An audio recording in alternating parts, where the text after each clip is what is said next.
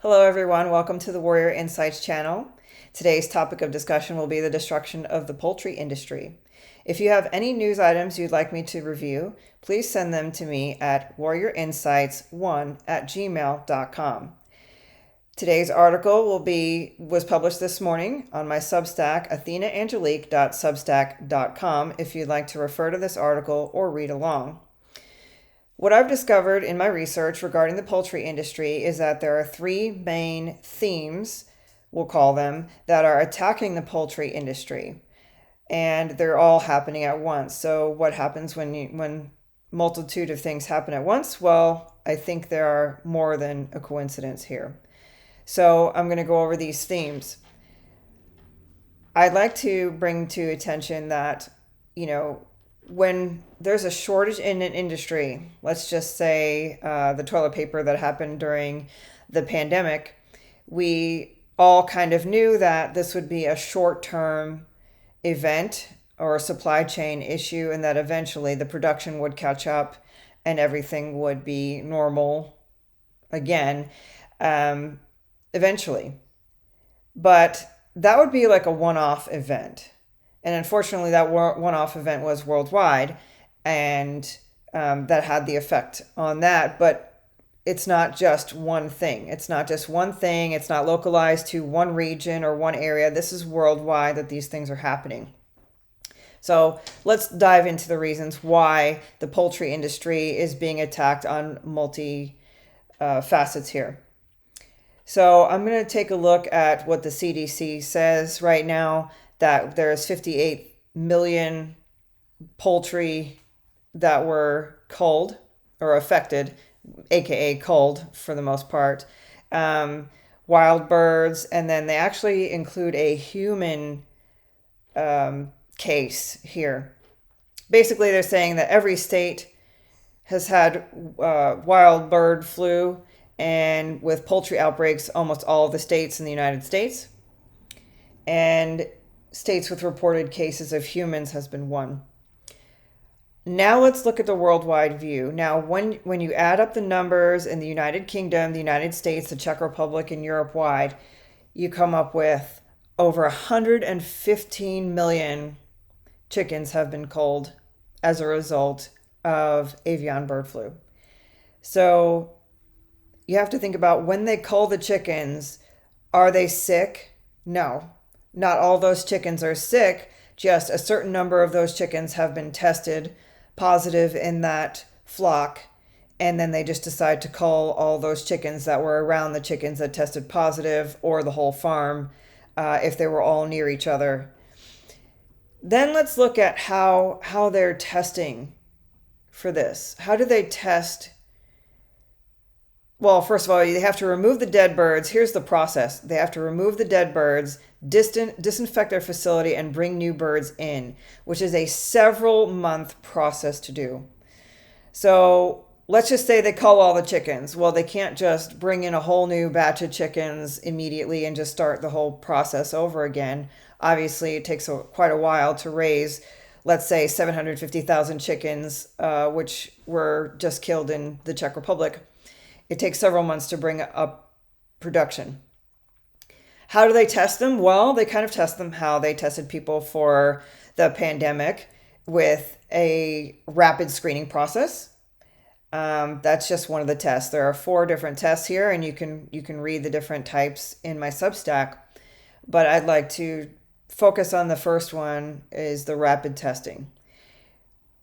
During the pandemic, as you may have discovered, the testing requirements depended on cycles, whether you were positive or not positive. And even the maker of the rapid testing, the PCR test, Kerry Mullis, said that his tests were not to be used for the detection of viruses. So you have to think about, are they using the same type of rapid screening tests that they used for the pandemic? And if that's the case, the number of cycles that these tests are run at, which will show the positive results depending on the number of cycles they want to run it at, are they manipulating these tests? That's up to you to decide, but 115,750,000 chickens as a result of one of these 4 tests it might be showing something. So here's another. So here you see the swab that they used up people's noses for the PCR test. This chicken here is being tested with a swab. Again, so I'm inclined to say that the rapid testing in this case for the USDA and for, well, actually the world here, is the same type. I know there's a multitude of types, but I would say that if the USDA is going to visit a farm to conduct these tests, they would want the most rapid results possible, and they're not going to wait for the lab. It just depends on what type of test they want to use that day. Then the second theme I'd like to point out is the multitude of poultry farms that are mysteriously catching fire. I have listed 4 here for you to take a look at. These are the most recent, up to the most recent one was February 6th in New Zealand, and that was 50,000 hens. So I had a list here that I included on this Substack that didn't connect, but if you just Google fire list, there's an extensive list about 50 incidents or more on that page. Websites like PolitiFact are saying, well, poultry farms happen all the time. This isn't a rare occasion which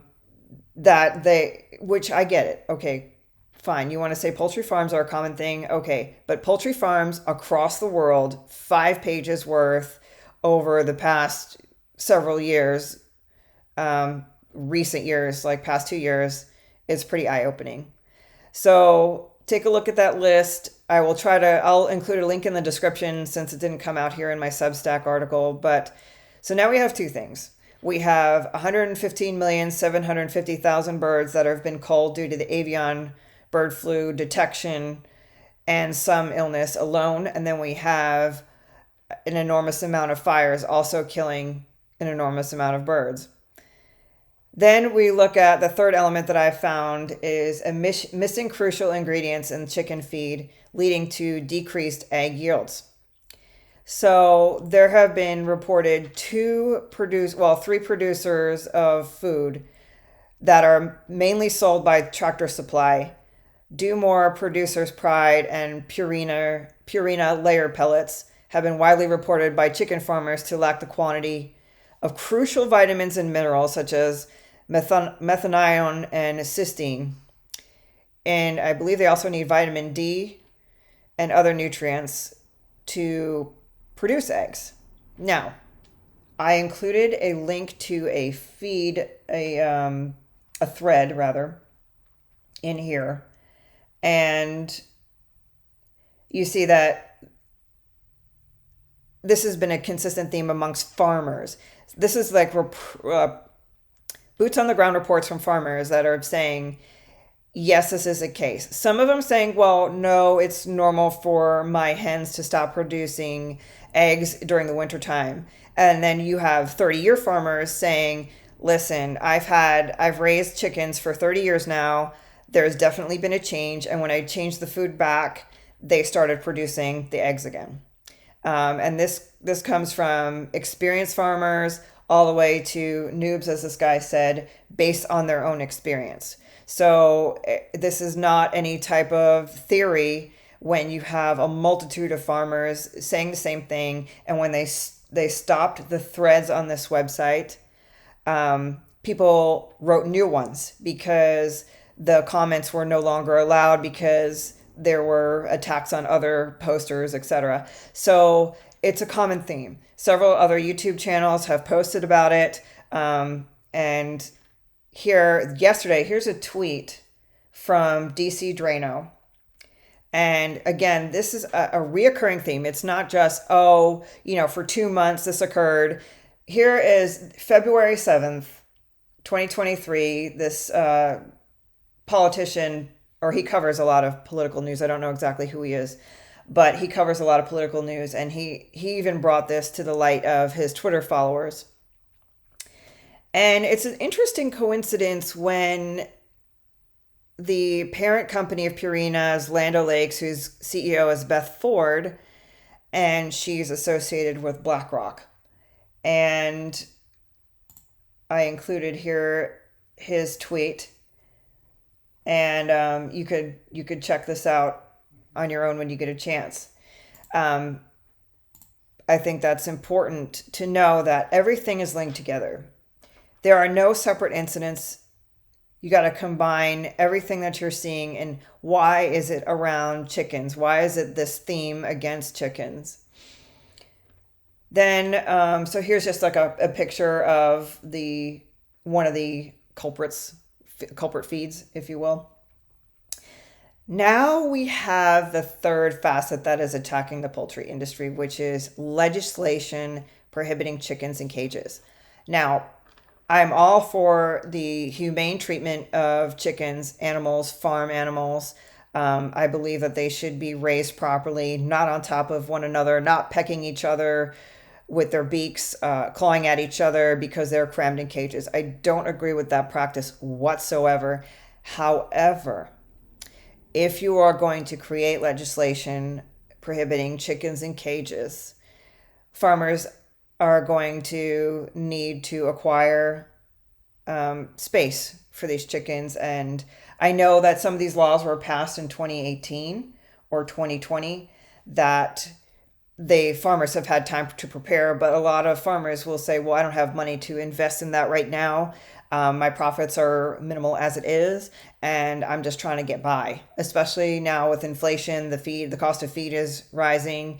The cost of maintaining their chickens is probably rising. The cost of their loans for their farm equipment is probably rising. So, farmers, when they can, they will keep the cost to a minimum. Well, now 13 different states have enacted some kind of legislation regarding poultry, the space that they need, the treatment that they need. I've included California, Colorado, and Arizona in my Substack. And it made some points where I just mentioned to you before, they may not have the building or land space required. They can't acquire that building or land space. Maybe they're in a restricted area. And ultimately, less chickens, less eggs, less income for the farmer, and less investment into the farm. It's pretty simple math if you're telling the farmers what they can and can't do when they've been using their own personal best practices to produce as much eggs and chickens as possible, when you tell them that they now have to require 1 square foot of space for each chicken, and let's say they have hundreds of thousands of chickens on their farm, well, that is definitely going to make an impact.